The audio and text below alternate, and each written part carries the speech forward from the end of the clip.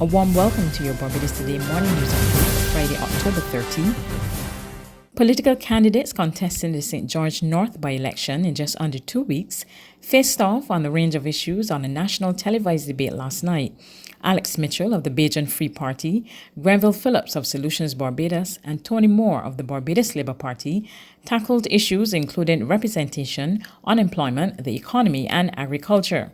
A major concern in the constituency that has been discussed on the campaign trail is the issue of pit toilets, and the candidates made it clear this matter is a priority. What we got to do, you already listed the problem, the solution. Bring the toilet into the house, even if there isn't any water there right now. Get it there to move the people from outside. We want to spend a lot of money on COVID-19, but we got bigger issues in here than that right now. So we have to redesign some of these houses. There are two issues there really. If people have been allowed to build in groundwater protection areas, then they are not allowed to have water. And therefore, there's no water really there to flush these tanks, and hence the pit toilets. That can be solved because I'm an environmental engineer, I'm also a planner. We can collect all the water, we can give them water, bring the toilets into the house, but collect all the sewage in a tertiary treatment plant, like how we do at hotels. We design these systems, and then get that out of the area, because you don't want that contaminating your groundwater reserves. We do plan to have a no-profit construction company, and therefore people are able then to have these things done at cost. This is not only a situation in St. George North, and it's unfortunate that St. George North has been highlighted in this by-election as an area where it seems that there are only pit toilets in St. George North. But we will be moving to address this. The manifesto spoke about 5,000. In more recent times, actual figures suggest that the numbers across the island, the number is closer to 1,200, and I do believe that with my representation and with my commitment to the union's mission as well of improving the way of life for all, I would be pushing to see that government rolls out a plan that can see the eradication of pit toilets across Barbados within the next 3 to 4 years. In other news, Home Affairs Minister Wilfred Abrams says more must be done to help convicted criminals who have done their time to better reintegrate into society. He made the comments during Wednesday's launch of the book entitled The Barbados Prison System, Chronicles of Incarceration, Death, Riots and Reformation, written by criminologist Kim Ramsey. In fact, Abrams revealed that Dodds will soon be rolling out a unique agriculture program to help soon-to-be-released prisoners gain worthwhile work experience before they re-enter society. We want to create models at the prison where we look at all the agricultural land and divide it into 5 farms, and invite private people in to handle or manage those farms under the supervision of the prison and in association with the Ministry of Agriculture. So a farmer who is responsible for one of the farms has to use work from the prison. The prisoners is envisioning prisoners are going to earn some sort of stipend, whether or not it's given to them initially or is held to them or to apply to their credit in county, or is held on trust for them so they have something in their pocket when they come home. That is still to be said. It may be a combination of all of them. Right? But they get to work not necessarily under a prison orchestrated program, but they get a taste of what it's like to work for a real boss. A leading educator calls for the island's secondary schools to be converted into schools of excellence. Dr. David Brown, the principal of Queen's College, believes such a move will help to steer the focus away from academic high flyers and concentrate more on the individual needs of students. Speaking during a panel discussion hosted by the Ministry of Education, Dr. Brown said some schools could be used to teach technical and vocational education. If we take the secondary schools in Barbados and create schools of excellence out of them, that those who want to go the academic road will go the academic road. And if we set up good technical schools. In 1968, I saw a discussion in the newspapers about trade schools. People recognized that you needed schools that teach technical subjects. What we did, we established the Samuel Jackman Prescott Polytechnic. But there are a number of schools at a lower level teaching technical and vocational education that we can establish. We got the excellent opportunity now. We are talking about establishing middle schools. Some of the middle schools, some of our secondary schools can become, or those middle schools can become the technical schools. And I'm suggesting to you that if these technical schools are established with the academic work to it, you will see eventually the whole veneer about the academic high flyers and the high state exam would almost disappear. Senior lecturer at the University of the West Indies, Dr. Corinne Leacock, endorsed Brown's views. She expressed concern that children are being taught to use their hands only in circumstances where they're not academically inclined. And we have said the ones who are bright and the ones who are worthwhile will go to certain schools and they will follow the form of education that is cherished. That is an academic education.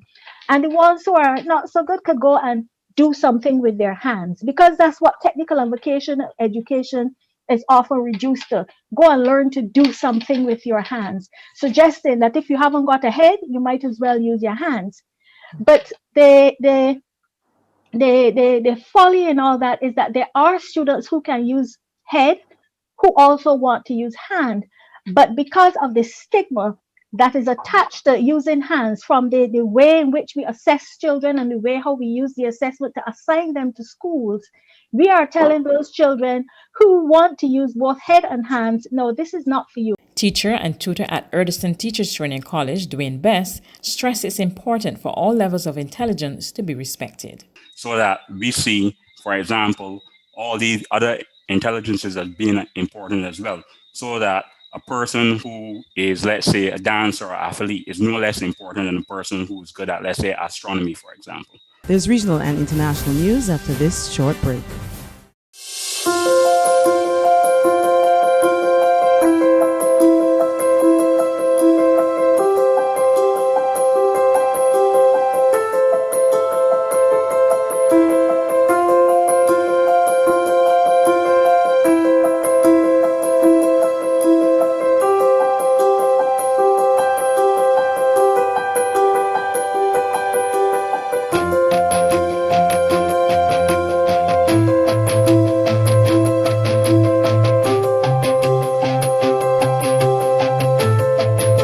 Barbados Today, news you can trust. To regional news, calls are mounting for the Bahamas government to say when the current state of emergency will end. But against the backdrop of more than 6,000 COVID-19 cases, Prime Minister Dr. Hubert Minnis signals the country must proceed cautiously. I don't know how long we will be in an emergency state. I think the health professionals are doing an excellent job, as the data demonstrates. Prime Minister Dr. Hubert Minnis unsure when the state of emergency will come to an end amid the coronavirus pandemic. International and local health experts have said the pandemic will remain a challenge well into 2021. Many residents have called for an explanation from the Prime Minister to justify the continuous extension of the emergency powers order. We must also get used to the cycles of tightening and loosening restrictions until there is an effective vaccine and the overwhelmingly majority of Bahamians are vaccinated. His sentiments came as he on Wednesday announced a marginal pushback of the weekday curfew and the reopening of beaches and parks on New Providence and Abaco. Democratic National Alliance leader Arinthia Komalafi says his remarks left much to be desired. First, there needs to be a timeline as to when we're going to get out of these emergency orders. We still do not have markers as to what they are hoping to achieve from these lockdowns. We see that the curve is not flattening as they wanted to do, particularly on New Providence. We don't know how much tests they want to get up to, but if they want to be able to stop with these orders. We don't know what number of cases they want to see, what number of hospitalizations they want to see. On the international scene, the European Union will finance the transfer of patients across borders within the bloc to prevent hospitals from getting overwhelmed as COVID-19 infections and hospitalizations spike in the continent. As a second wave of coronavirus infections surges across the continent, European leaders are scrambling to better coordinate the bloc's response. After a virtual summit, the EU announced that €220 million would be made available to finance a safe cross-border transfer of patients, while European Commission President Ursula von der Leyen urged for a more united response. The spread of the virus will overwhelm our healthcare systems if we do not act urgently. And it is important to act coherent across the European Union. As France goes into a second national lockdown, its European neighbours are also weighing up tougher measures. Germany has also reinstated a lockdown, though not as harsh as that in France. New measures which come into force on Monday include the closure of restaurants, bars, gyms and theatres. Gatherings will be limited to 10 people from a maximum of 2 households, and non-essential journeys are discouraged. That's news, but for the very latest, visit our website at www.barbadostoday.bb. You can also subscribe to our e-paper, email updates, or like us on Facebook, and sign up for our breaking news alerts via WhatsApp. We're also on Izumi Media and bus terminals, as well as screenplay at supermarkets and gas stations near you. You can also hear us on Mix 96.9 FM and Capital Media HD 99.3 FM.